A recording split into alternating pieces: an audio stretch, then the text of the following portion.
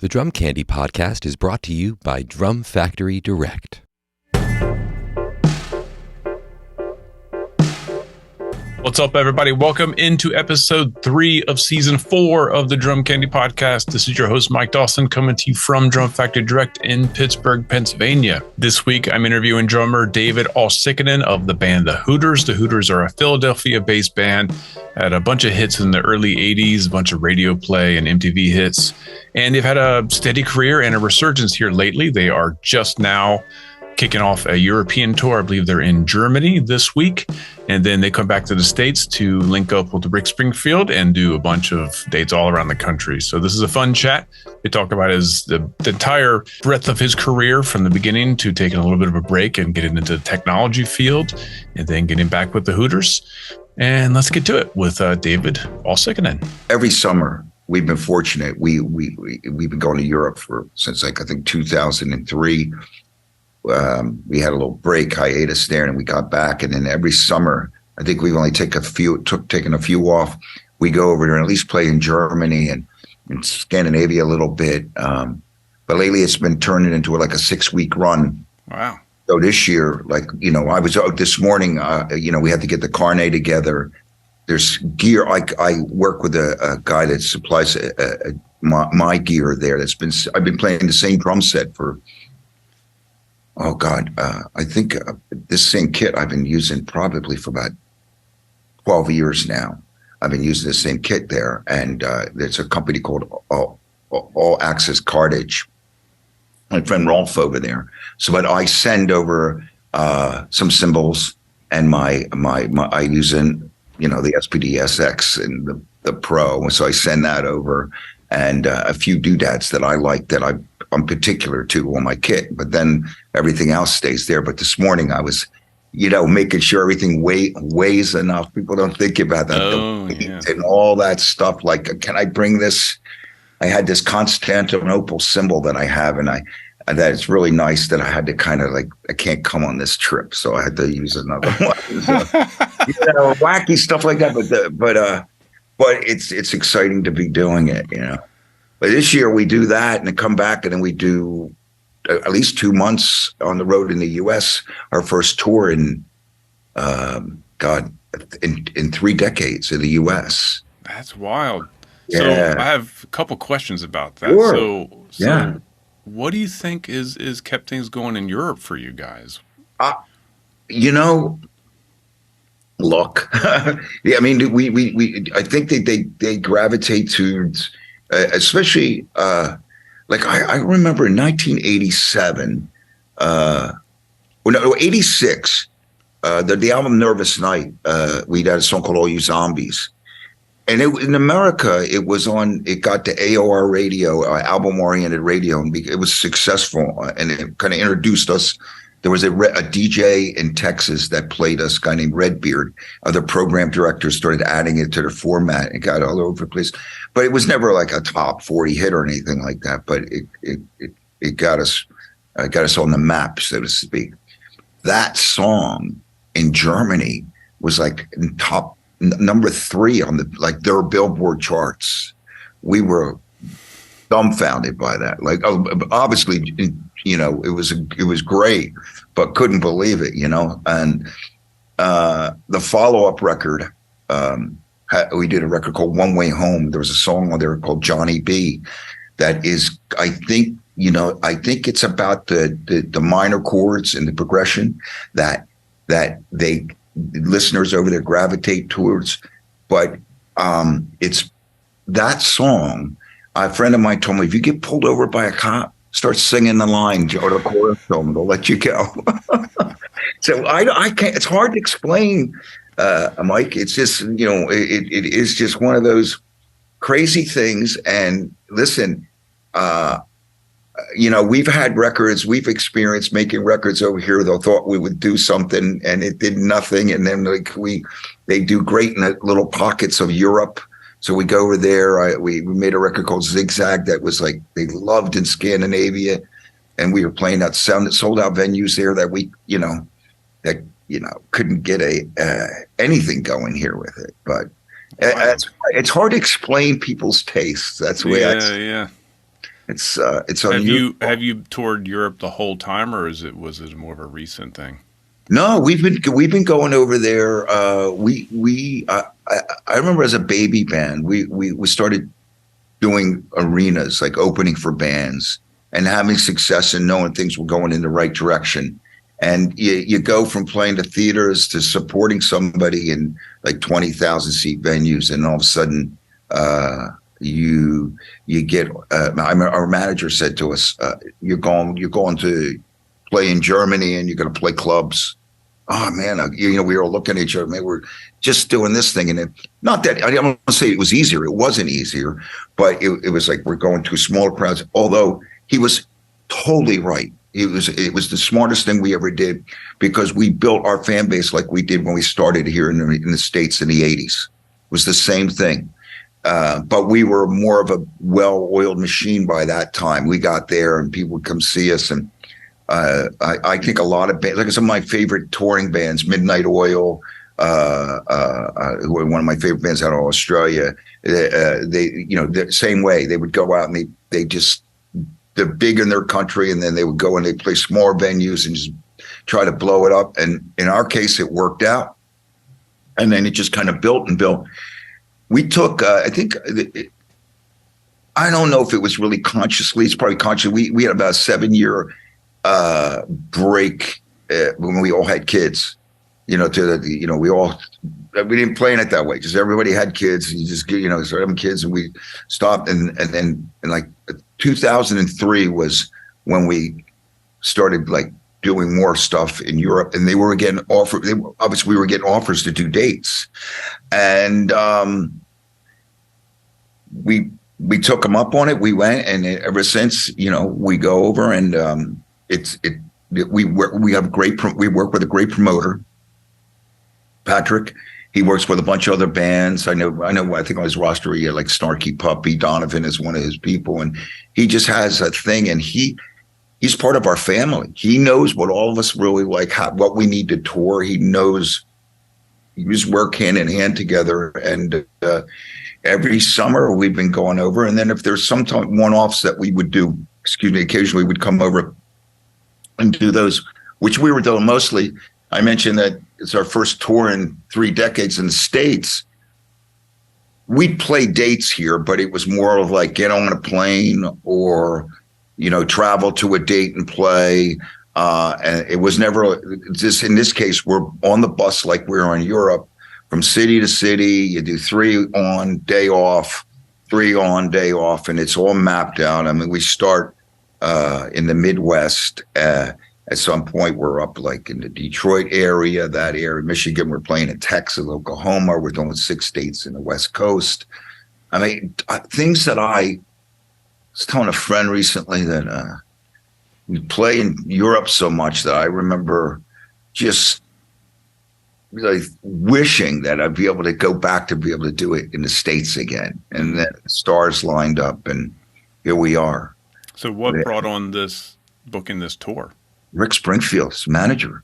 Really? And Rob, I guess they connected. And he's been out there doing these. Last year, he toured with Colin Hay and John Waite and Rick, and they did this really successful tour. They people were buying tickets. It's all about getting people out to the shows. And but it for them to do it when they were doing it, it was right after COVID, or even as soon as things started to open up. I don't even know the gentleman's name, but he was the one that was instrumental, putting it together.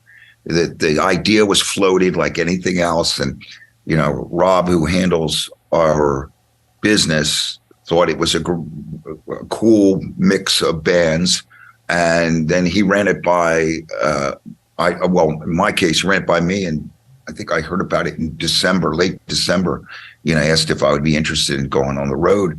I was like, yeah, the U.S., of course. And the lineup for this is Rick Springfield. We played before Rick. Paul Young, British guy, singer, great artist. Tommy Two-Tone. At times, the Tubes. I think the Tubes might be on some dates. I get to hang with my buddy Prairie Prince, and John Waite will join us once in a while. So I think it's 2 months of touring. So I think in some cases, like we break off to do our own shows. There's a week at the end of August where we have a couple shows that we have booked where we'll break off, and the other bands have the same situation where they're doing that, So it's like getting a bite of the apple again, man. It's cool. I can invite people that, like, I've been friends when I lived in the West Coast for 20 years, so they finally can come out and see this band I talked about, the Hooters. It'll be fun. That's amazing. Yeah, it really is. It really is kind of mind blowing that we get to do it again. Especially, we're not 25 years or 30 years old anymore. That's another factor. You got to go out and get in shape. Yeah. Have you been working out to prepare for it? Well, I had an interesting winter. I didn't realize. I had my gallbladder removed in January. Oh, wow. Totally. Like, I don't know if you've seen the movies. There's a Finnish movie out called Sisu. And Sisu is kind of, there's no real definition for it, but basically fortitude. And the film shows this guy that will never die. It's really pretty fascinating, interesting, and great, visuals in the movie. Basically, I'm not saying that I won't die, but for a few years I was carrying this infected gallbladder around that I didn't know. I just thought I was unlucky, and I was getting food poisoning a lot. I traveled, and I was getting really sick. And if anybody out there or your listeners have ever had any issues with their gallbladder, it manifests in a way that you think you're having like a heart attack. And me, I went to the emergency, and they found out that I had a gangrenous gallbladder they had to remove. Oh my gosh. Yeah, it was bad. It was bad. I almost met my maker then, and then unfortunately did not, and came through. And 3 weeks later, after I recovered, I was working. I recorded this record with those guys, and really pleased with it, because I knew, I was getting wind that the music they were working on was back to our roots of playing reggae and ska, which made our bones as a band. That's what we did when we first started.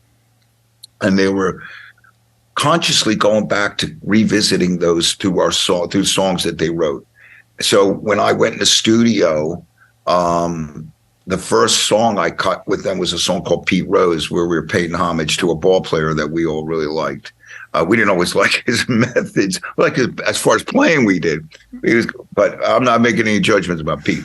But the song, and I dare put him not, in the Hall of Fame. Let's go ahead and say it. I believe that. Yeah, why not? Of course. But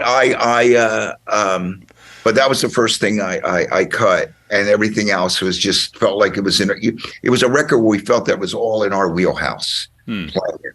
It was so much fun to play, and it's turned out it's starting to get some ads at radio, and the thing that we're hearing most is that it's a great summer record, and I honestly, this is coming from Rob and Eric too. They're saying they didn't intentionally go out to do it. It just, things worked out, We've been a band together that's been together for 43 years, a long time. So it's sometimes you have hits and misses, and we've had our misses. It's just sometimes everything lines up, stars line up, and the record's released at the right time.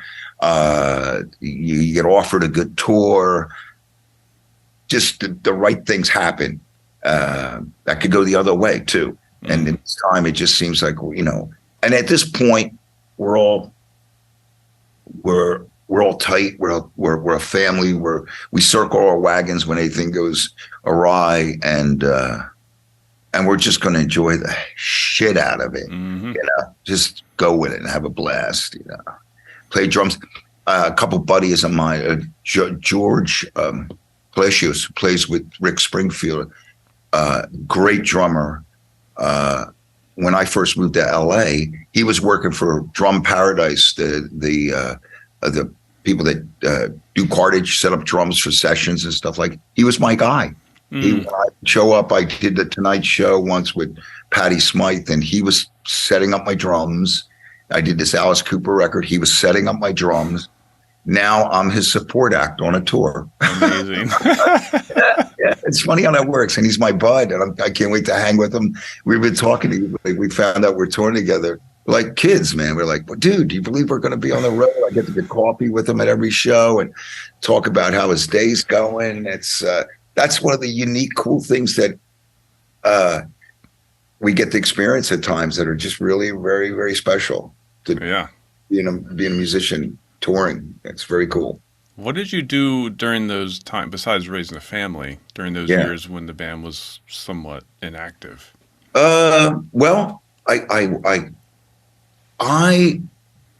was doing this. I worked for a technology company. Oddly enough, I was doing a session for an attorney that was a songwriter. I don't know if there's some, like, everybody has their little side gig. His side hustle was writing songs, and I was living in San Diego, and a friend of mine was producing. It wasn't like LA where there was a ton of work going around, but he would use me on his things that he was producing. So he called me up to do a session for a guy named Rod Underhill, and he was an attorney for this company called mp3.com. And this is 1996, I believe. 1996, 1997, and 1998 was all the time with everything was changing.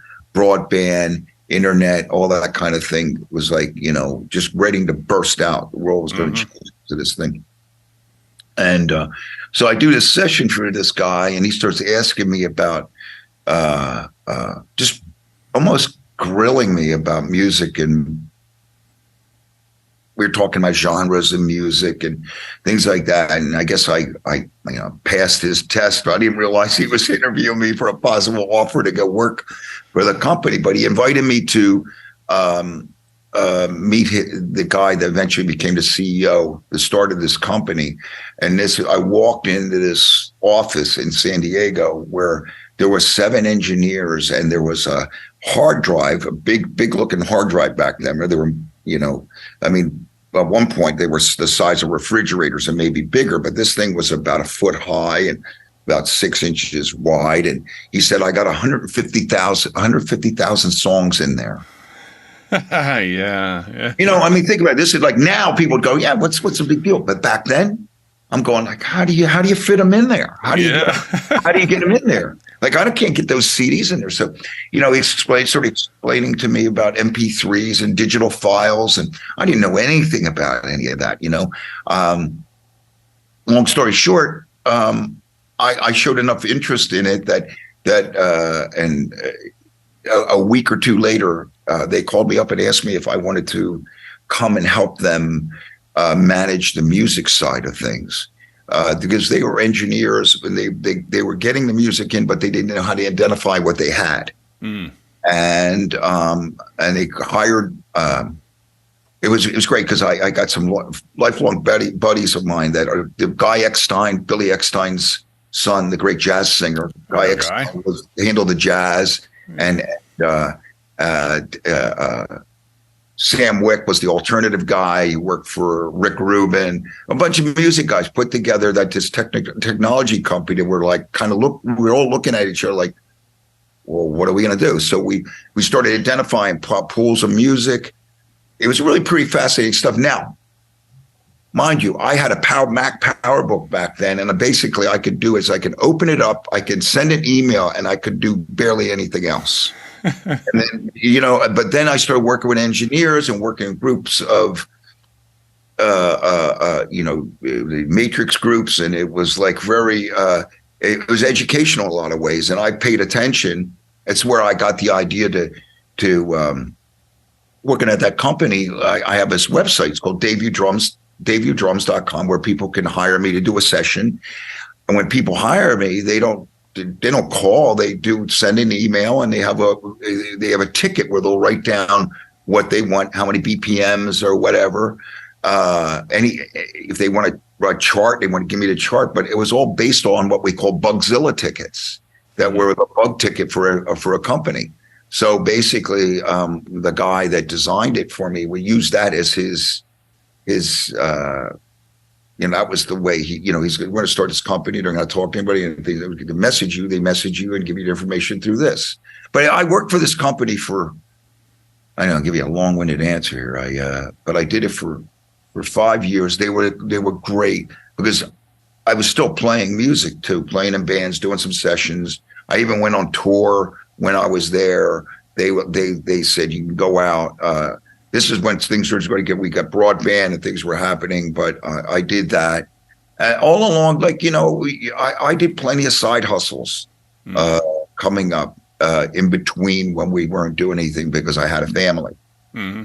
And I always had to think about, putting bread on the table and all that kind of thing. And I couldn't very well lay around and do nothing.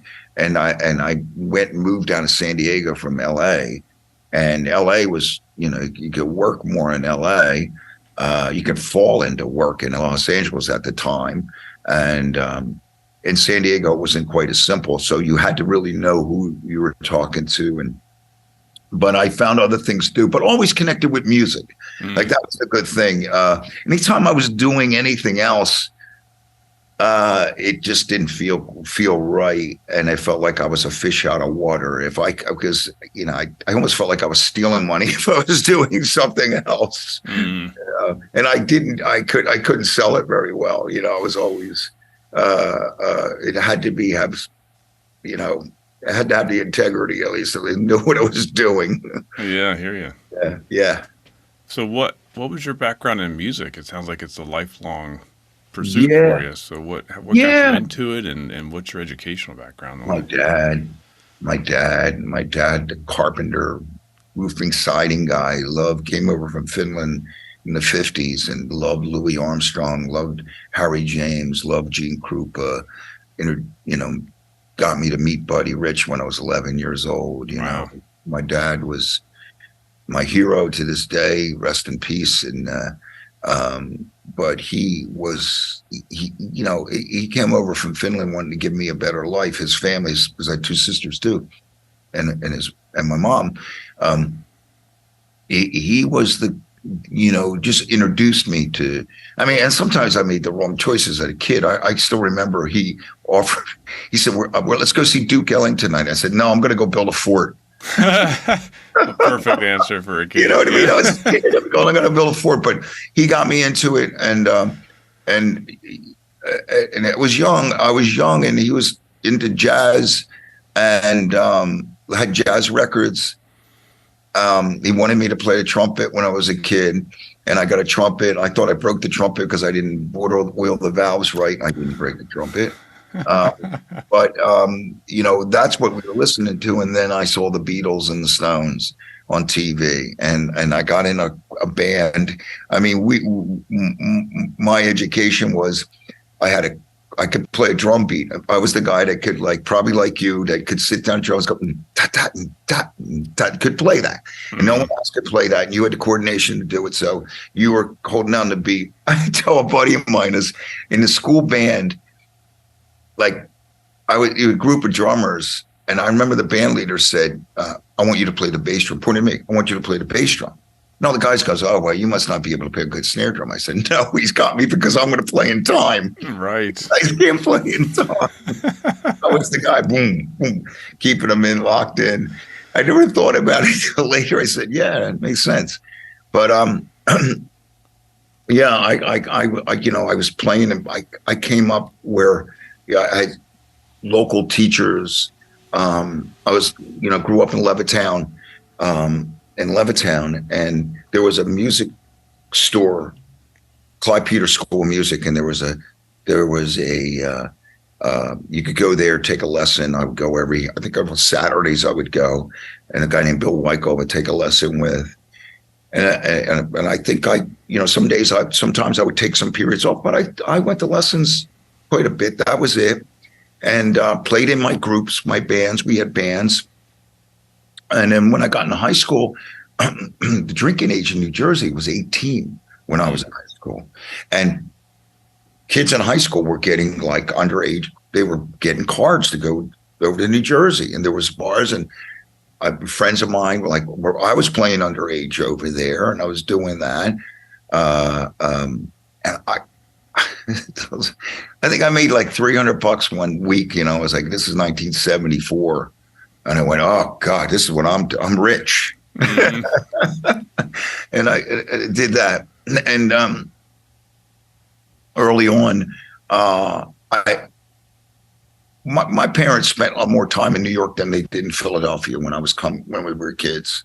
I had a great aunt that lived there. So for me we'd either drive up to New York or I'd grab a train and take it to New York. So I used to just take the train and go up to 48th Street, 46th Street. And Joe Casadas had a place called the Modern Drum Shop up there. And I would go to his shop. Well, the very first day I went and I saw him, because I used to collect, like now people are going to the internet and they're seeing you and they're going to, you're the guy. But I collect these Slingerland magazines, and I remember it was Gene Krupa, Buddy Rich, Brett Deems, and Joe Casadas. They were the first few pages. And for some reason, I always remember what Joe looked like. That little mustache, and he had a sinister stare. And I walked into the shop. I think it was on 46th Street at the time. And he's sitting there putting the sticks in the little cubby holes. And I said, are you the guy in the Slingerland magazine? He said, yeah, that's me, kid. And I said, you give lessons? He goes, yeah, be here next Saturday, 11 o'clock, $25. And I looked, I don't even know if, I think I might have probably been by myself. And I'm thinking to myself, $25, and I live in Levittown. I got to get the train. I figured out in my head, but I said, yes, I'll be here. And then I just started showing up, and, right away, with Joe used to sit down at a pad. He sat next to you, the old real feel pads, and we would do the Buddy Rich book open, and we would do what he called closed. You buzz style and open, and we would do that. And with Joe, I got other buddies of mine to study with him. One guy was saying, yeah, that $25 thing he remembered. But and I went to him for a few years, and he had that shop, and it moved, I think, 3 different places when over the years. And he was just such a, I don't know. He was the guy that I remember. The Hooters got together, and we were playing a lot. And I still went to my lesson, whether I did my lesson or not. Usually I did my lesson, but this one week I just couldn't find enough time to practice to read my whatever we were doing. And I remember he got really pissed off at me.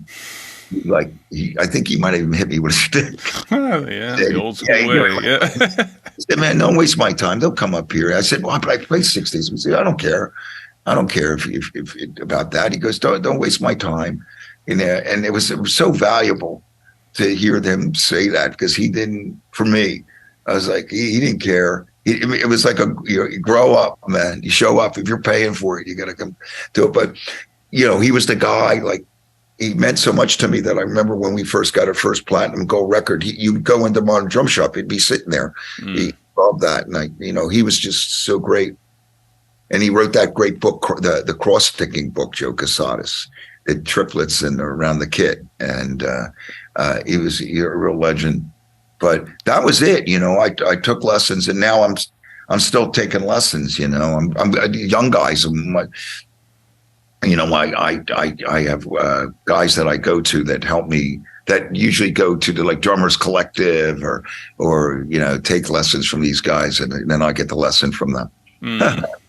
Because you never stop learning.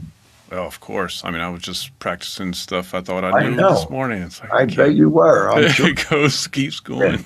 Yeah, man. I admire that about you. That's great. So was the Hooters like your first band that was working? Like, was that your first time you became a professional drummer, quote unquote? Well, no. Actually, the Hooters, by the time I got in 80, I started, like, as soon as I got out of high school, I had a band that we were playing, like the Jersey Bar thing. But then my buddy Steve Shive, great drummer in Levittown, he still lives there too. He's still a great drummer. He started playing with this guy up in Woodstock, a guy named Tim Moore, what was his Tim's word on Second Avenue, but Tim was making records, and he got this gig, but he was in this band called Sundance. John Mulhern was the leader of this band. It was this seven or eight piece band, but rhythm section, piano playing, a horn section. I'm playing rock and roll, but this band plays Earth, Wind and Fire, Joe Sample's band. I forget the name of Joe Sample's band that he had back then, but he did Stevie Wonder, Earth, Wind and Fire, the Commodores. I went from I went from playing Led Zeppelin and Humble Pie to playing hitting horn and tower power stuff, like going to, okay, I mean, it was just a whole new level of like how to play and think. And Steve was playing that really great. So he recommended me to John when he got the gig. He said, I know this young dude, Dave, call him. And I started playing with them. I think I played with them for about a year. That was like, because that band, I remember we used to play all the, probably too young to remember this, but there used to be these places called the Duke's Pubs. They were all over. There were I think about 10 of them, and they were all over like some Delaware Valley, New Jersey, almost up to New York. And we were playing those places. There was 6 days a week you played, 6 nights a week, from 8 to 1:30. And then some nights on weekends, we'd go to Heinella Inn and we would play after that. So I'd get home at like 6 a.m. in the morning. Wow. But I did that. It was like boot camp for a musician. Mm-hmm. Guys that are doing that now, but I remember doing that.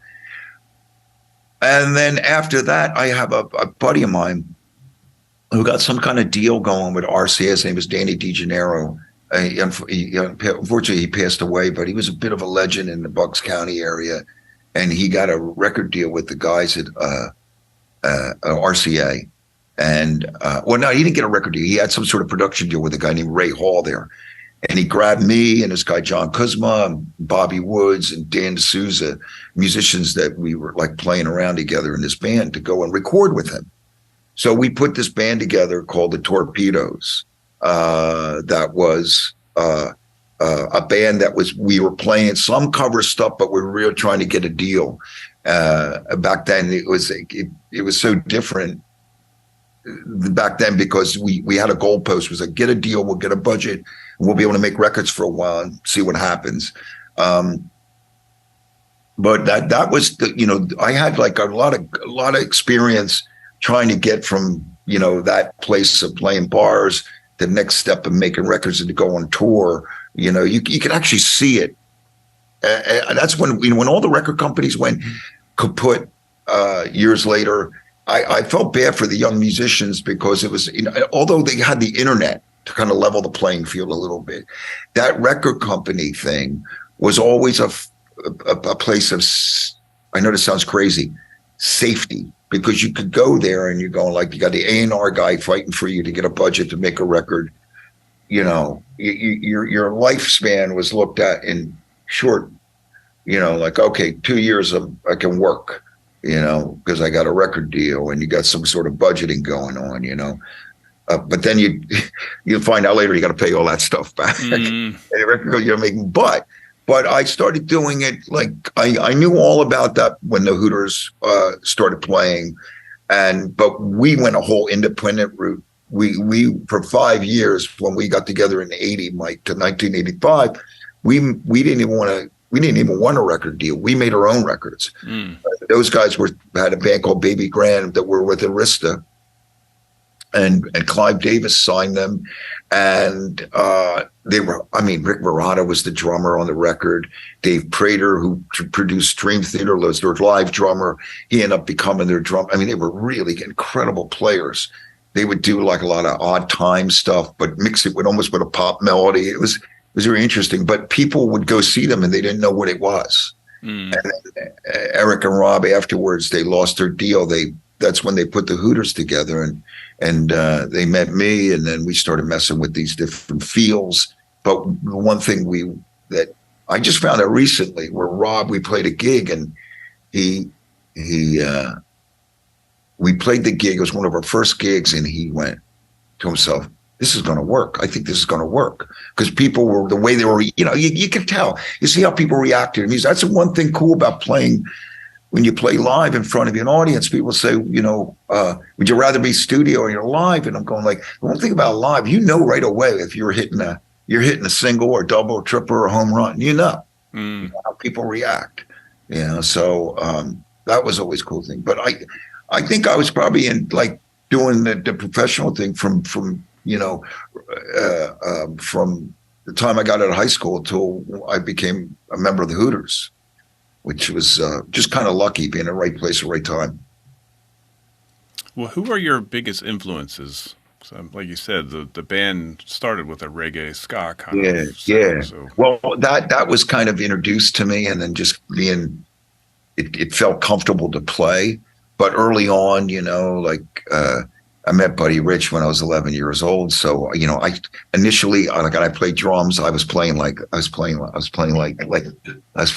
this is the way I played. I didn't know if I was doing, but I remember I seen Buddy playing like that. So I'm going to play like that. So that's the way I did. But then, of course, I saw Ringo and Charlie go back and forth from that grip. But they were my initial, I love the Dave Clark Five too. I was a big fan of the Kinks, Mick Avery. I can sit with guys that listen to that music, love, and talk with them for hours about the records that, I was almost devastated to hear that Bobby Graham and Tim Catini, these two session guys in England, were playing on some. They were like the Hal Blaines. Like, the guy finds out like 100 of the favorite records you have are one guy on drum, right? Hal. Well, in England, it's two. It's Bobby Graham or Tim Catini. They were the guys that were playing on the records. Ray Davies used Bobby Graham to play on. But Mick Avery was a great drummer. I saw Mick play in person. We played a show with the Kinks, and Mick was drumming in Denmark, and I saw him play. Brilliant. He was great. But those early drummers, and like when I was in high school, late like 70, 72, 73, 70 through 70 to 74 were years that I think were real transitional years in music for young people listening. And Carl Palmer was coming up, Bill Bruford was coming up, Jethro Tull. I love the drummers in Jethro Tull. They were all like amazing. But then something happened, I started listening to Jeff Porcaro. There was a movie called FM. I don't know if you ever, there's a great movie called FM. And I remember, there weren't a lot of places like, you were listening to either FM radio or you're buying records. I didn't have a lot of, other than like Rolling Stone magazine tastemakers that I listened to. You got to listen to this, but I just went to see this movie one day, and I remember the song FM came on through the movie theater speakers, and it was Porcaro playing this groove, and it was like, oh my God! I mean, you could hear it be like this cymbal, the way it's just fluid, beautiful drumming, and so yeah, he was a big Jim Keltner. I could go on forever about drumming. I love Carmen Appice or Carmen Appice. It depends how you want to say it. But him and his brother Vinny are big influences on me on rock and roll drumming. And then Tony Williams. I play yellow drums because of Tony Williams. I went to see it. He'd do that 3-floor tom thing with the black dots. Yeah. And I was just like, I still remember I went to Temple campus. And Tony walks out, and he's playing with Herbie Hancock, Wayne Shorter, Ron Carter. And Tony walks out to the drums. And the first thing he does, he sits behind the drums, and he's got three toms, floor toms, and he's got the 2 toms up here. And he starts out by and he's playing like that. And he's going, just so beautifully, and everything sounded like the tone of the drums. Everything was just. And I'm way out I wasn't close to the stage. And I remember I felt like I felt every note. And I said, and I knew I knew it was Tony. But if anything was going to get me closer to Tony, I said, I'm buying that Gretsch kit. I went up to New York. I went to Alex's Music and I bought that Gretsch kit because at least I could think about him when I played the drum. Even if I didn't sound like him, it's like, it's funny. I mean, I don't know, it's like why guys buy Ludwig, kits, one up, one down, Ringo. Yeah. But, there were so many guys. And now I have a guy I taught when he was a kid who is now in the Rock and Roll Hall of Fame. His name is Elon Rubin. And he's one of my favorite drummers, man. Incredible, yeah. I taught him. He does this little riff. I see him do it, a paradiddle, where he turns it around, goes your left, what Joe showed me. I showed it to him. And I remember, I still watch him do it. And he does it so beautifully, man. The guy's like a monster. Yeah, so I got so many guys that you can see that are just brilliant, taking the art to another level, So when you saw Tony, would that have been when the Hooters was already a band? I don't think we were. I know we weren't a band yet. I think I was 2 years away from that. Okay. Yeah. But I was using that Gretsch kit. I just posted a video of us playing a song called "Trouble in Paradise" with two members that aren't. We've been around long enough that two of our members aren't even with us anymore. When we were doing the ska thing, I was playing that yellow. I'm like the scrawny kid behind the drum, but I'm playing that yellow kit, and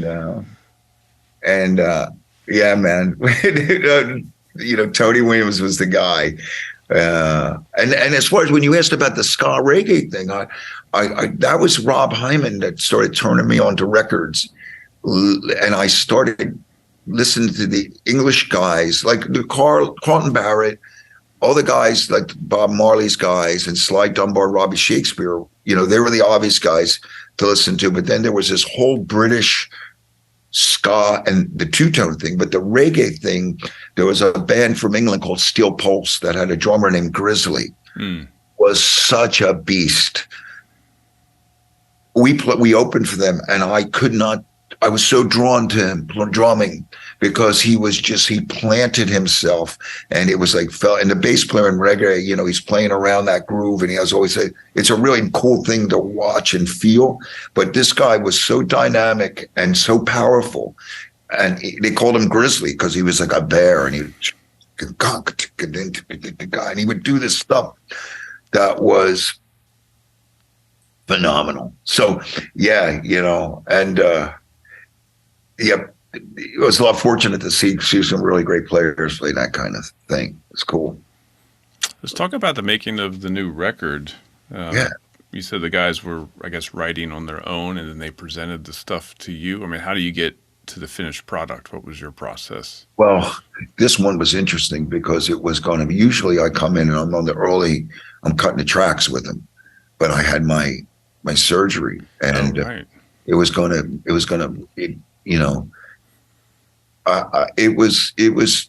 I remember, New Year's Eve, I played a gig with, there used to be a band, they're out touring, they're called Bow Wow Wow, and Annabella.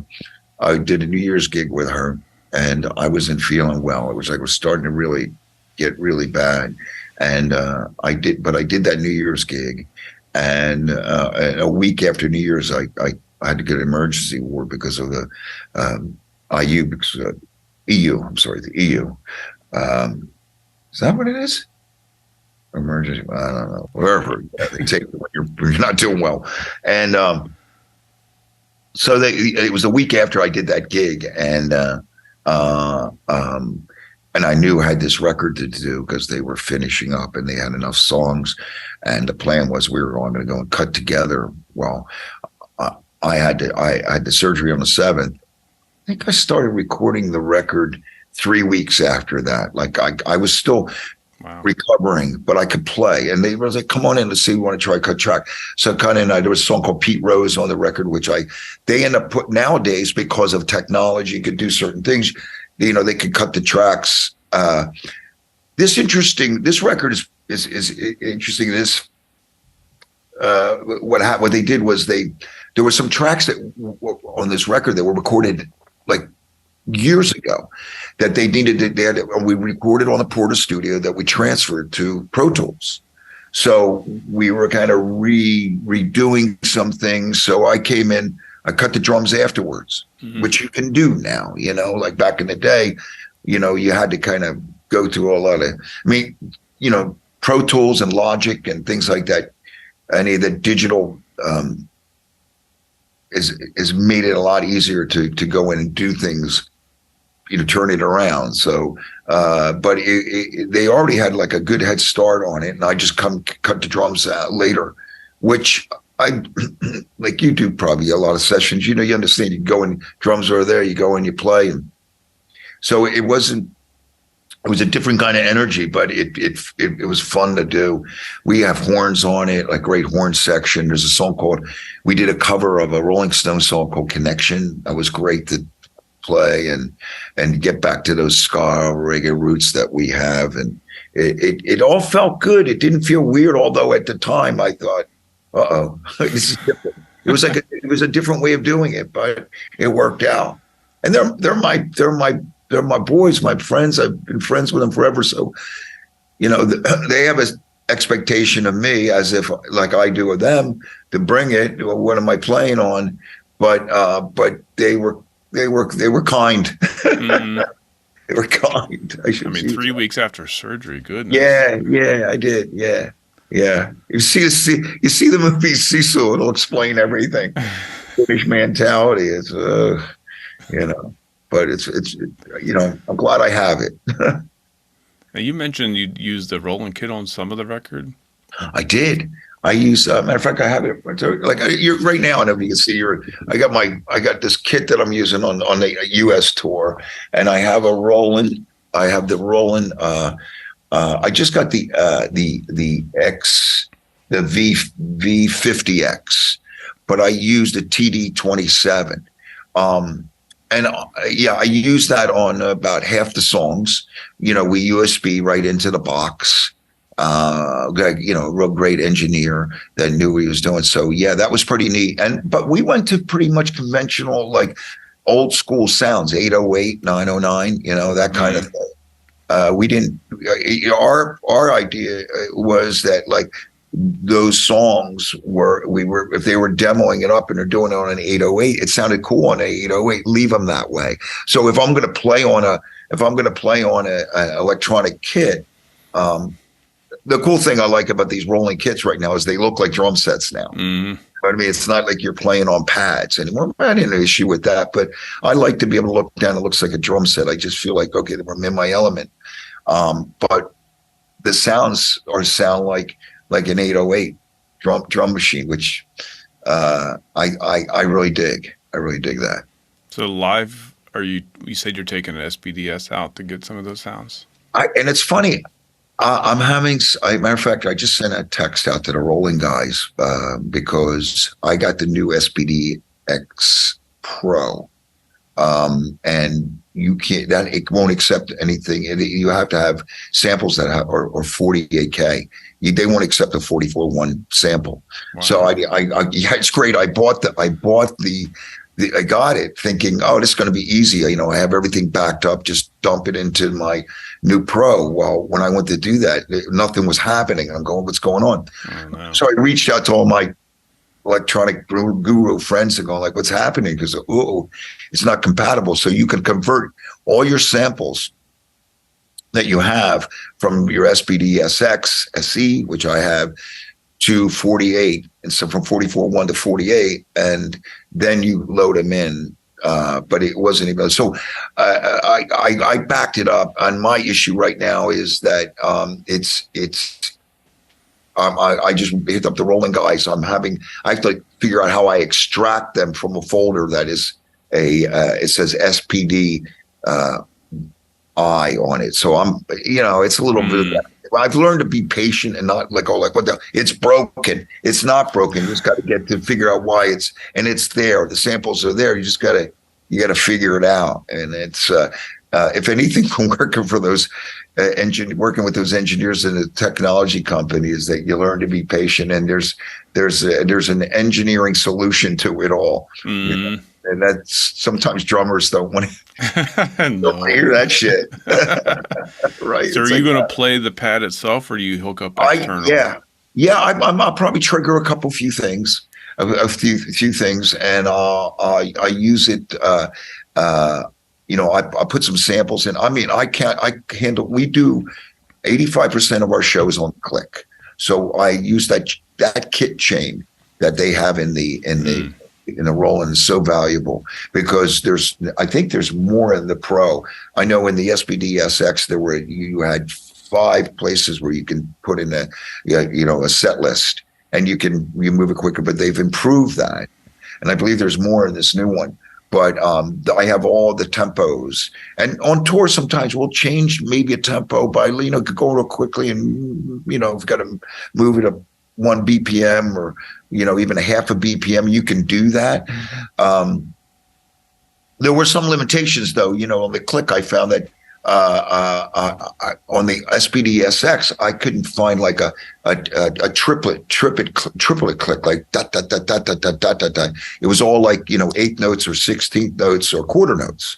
So, but I think they fixed that in the Pro, which I'm going to find out soon enough. But I heard they have, and I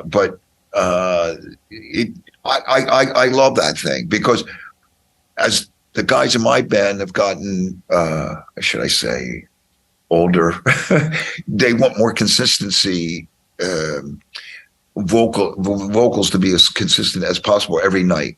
When we're younger, you have that, it's just you're younger and you can swing a little deeper, I guess. And, now it's like we're pretty much, and it was weird playing live to a click for a while for me. It's like, went from this live band with reckless abandon playing, and all of a sudden, okay, we started off part of the show on the click now to like 98% of it being on the click now. And I handle it with my foot. If it's too ugly, I'll kill it and we'll go. We can play with it, but it's a nice thing to have. And I like playing with it live.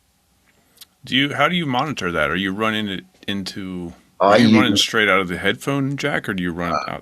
I got my in-ears. Matter of fact, I use Future Sonic in-ears. Marty Garcia, he's amazing. He started doing this 1986 June Live Aid. I was the only drummer using them, which is unbelievable. Everybody was using monitors, and if I didn't have these on Live Aid, I don't know what our career would be like.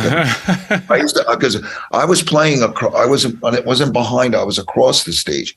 And we opened with All You Zombies. And Rob, in the beginning, there's this riff, da, da, da, and he slides into the downbeat. I saw him slide, and I could barely hear it. But Marty, that day, I had a choice. I took the wedge, but I also hardwired into a mixer behind me with my in-ears, because it didn't sound great back then, but I at least could hear what the keyboards were doing. So if I didn't have that downbeat might have been started on like somewhere in the universe rhythm, but fortunately I had them. But that's what I do. Those guys are all using wireless packs in my band. I use a little Allen and Heath mixer it's great. I just label it, and I have the click coming through a channel at the Roland, and then I have the drums coming through with the band on the other 2 channels. And it works great. And matter of fact, I just got a new set. These are the ones I've had for a while. They got this little clear. They're cool looking, and I like them. And then I got a new set that's coming next week, and they're fantastic. I've tried a lot of different. People say, well, these are better than that. But what I love, it's one single driver in Future Sonic's in-ears, but they're so clear. Like, I get enough bottom end, but what I like having is that mid-range, a little bit of that top, like when you're hitting like cymbals and, you can get all that. I think they're amazing. I think they're really amazing. He does such a good job. He's been doing it so long. He just got an award from NAMM.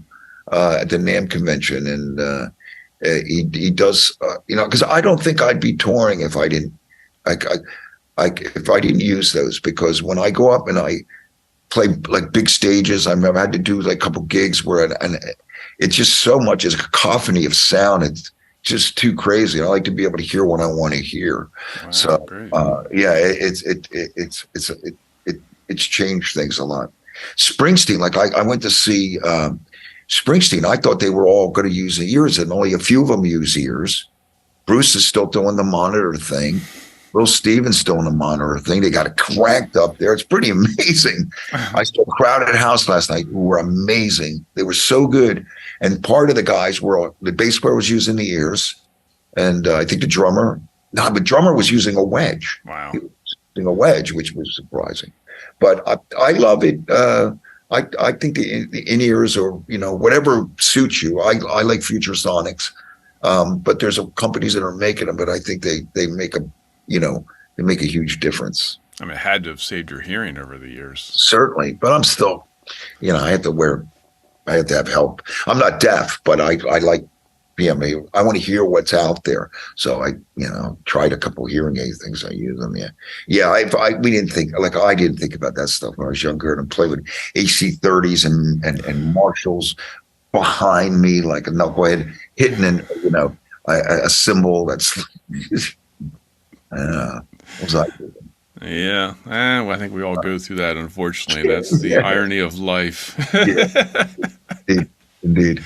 Well, we're getting to the end of the hour, so I always end the conversation with asking, what was your first snare drum?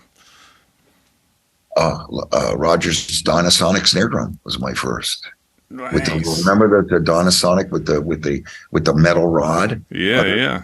Across this strand. That was it, man. Yeah. And how long did that stick around? Good while. I had it for, all the way up till until I got an acrylite or something like that. That's when I saw the aluminum type snare drums. I think I had it, and then I started getting into snare. Like, I have a lot of snare drums. I'm buying snare drums, so I even have one of Craviotti's first Craviottos. He made a company. Everybody thinks it was Solid, but it was a company called Select, and I have one of those that I will not part with. That's really pretty groovy. It's good. But yeah, that was my first. And I remember cherishing. Later on, I think I got a Black Beauty, and it was like everybody wanted a Black Beauty. Man, I got all those. Yeah, it's cool. How do you pick what drums go like on the road or to a session? Well, I usually pick. I bring a couple snares with me when I go to a session, and but usually some of the places I work out, they got a real nice selection of drums. Gradwell has a great selection of drums. Rob Hyman has this DW kit, this Bucks County Drum Company said that's beautiful jazz kit. Everybody seems to love that kit. And there's an old Ludwig kit in there that's terrific. So there's a nice selection. So I guess it just depends on for me, it's, if I'm doing the session guy thing, I talk to the producers. What are you looking for? If it's a softer sound, sometimes I'm going to that, that Ludwig kit, because it has this it's just unique. I don't know. It's not an analog thing going on with it. Yeah. I know that my buddy Charlie Hall was doing a project last week, and I was with him, and he was using those Ludwig kit drums from War on Drugs, and he was like, "Man, this kit's cool. It sounds great." So I'd love to get if my old Rogers kit is floating out there, I'm trying to get a hold of that somewhere. Yeah. What happened to your Gretsch kit, the yellow Gretsch kit? I don't know. I don't know. I don't. That's like really scary to say. Like, I don't know what happened. I probably sold it for something stupid, but traded it for something. And I got a deal with back, the endorsement stuff changed over the years. I remember when Tama started, I was a local guy. They had an office in Ben Salem. They made me drums, made me yellow drums, and for about 5 years that just pretty unbelievable. And I think that was a time to somehow,